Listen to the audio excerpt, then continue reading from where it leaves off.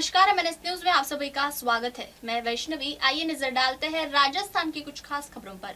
NH 458 बना मौत का गलियारा। लांबिया जैतारण 30 किलोमीटर हिस्से में हर महीना 5-7 हादसे, धूल, मलबा, अधूरे नाले और अतिक्रमण से बड़ा खतरा।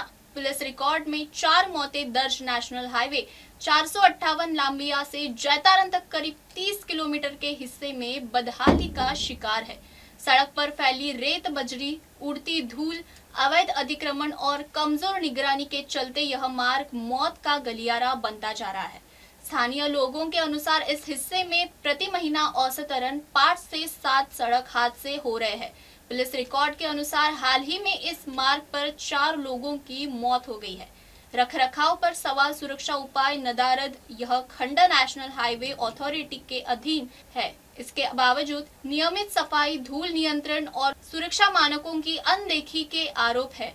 सड़क पर बिखरी रेत, बजरी और मिट्टी से फिसलन बनी रहती है। भारी वाहनों के गुजरते ही धूल का गुबार छा जाता है, जिससे दोपहिया चालकों की दृश्यता लगभग शून्य हो जाती है। अधूरे नाले बने मुसीबत। लांबिया ग्राम में एक और नाले का निर्माण किया गया है, जबकि दूसरी ओर पुरानी नालों की सफाई के बाद मलबा निकालकर आधे अधूरे खुले नाले छोड़ दिए गए हैं। खुले नालों और मलबे के ढेर से ग्रामीण, दुकानदार और वाहन चालक परेशान है। निर्धारित नालों में आए दिन पशु गिरकर चोटिल हो रहे हैं। ग्राम क्षेत्रों में नालों के पास बने स्थायी रैंप से कंकर, मिट्टी सीधे राजमार्ग पर आ रही है, जिससे धूल और मलबा बढ़ रहा है। आबादी क्षेत्र में खतरा। बच्चों की जान जोखिम में। लांबिया के घनी आबादी क्षेत्र से गुजर रहे हैं। हाईवे पर होटल, ढाबों के सामने अवैध पार्किंग से सड़क की प्रभावी चौड़ाई घट गई है। न तो लोहे की सुरक्षा जाली है, न स्पीड ब्रेकर और न पर्याप्त दिशा सूचक बोर्ड। सड़क किनारे सरकार, स्कूल, आंगनवाड़ी केंद्र और धार्मिक स्थल होने से छोटे बच्चों व ग्रामीणों को रोजाना जोखिम उठाकर सड़क पार करनी पड़ती है।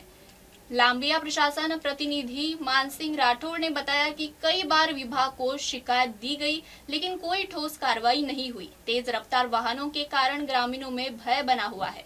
औद्योगिक यातायात का दबाव। इस मार्ग से क्षेत्र की 4 बड़ी फैक्ट्रियों के हजारों वाहन प्रतिदिन गुजरते हैं।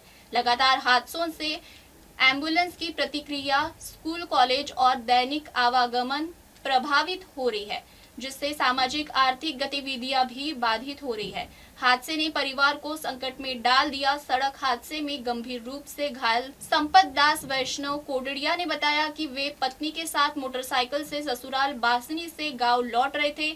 जैतारण लांबिया के मध्य सालासर बालाजी स्कूल के पास उनका एक्सीडेंट हो गया, जिसमें सिर और छाती में गंभीर चोटें आई। उन्होंने बताया कि जोधपुर के अस्पताल इलाज पर 60 से 70 हजार रुपए खर्च हो चुके हैं।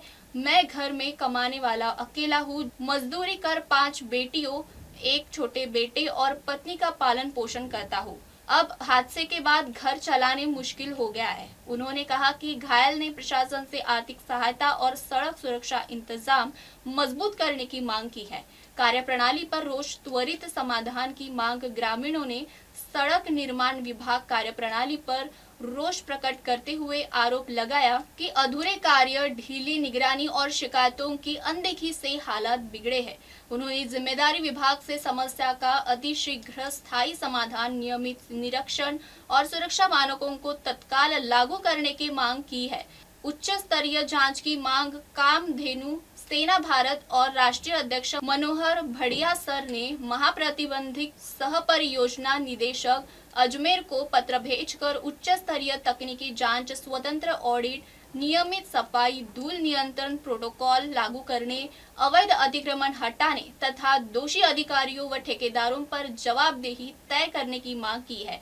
ग्रामीणों का कहना है कि यदि समय रहते ठोस कदम नहीं उठाए गए तो हादसों का सिलसिला थमना मुश्किल रहेगा।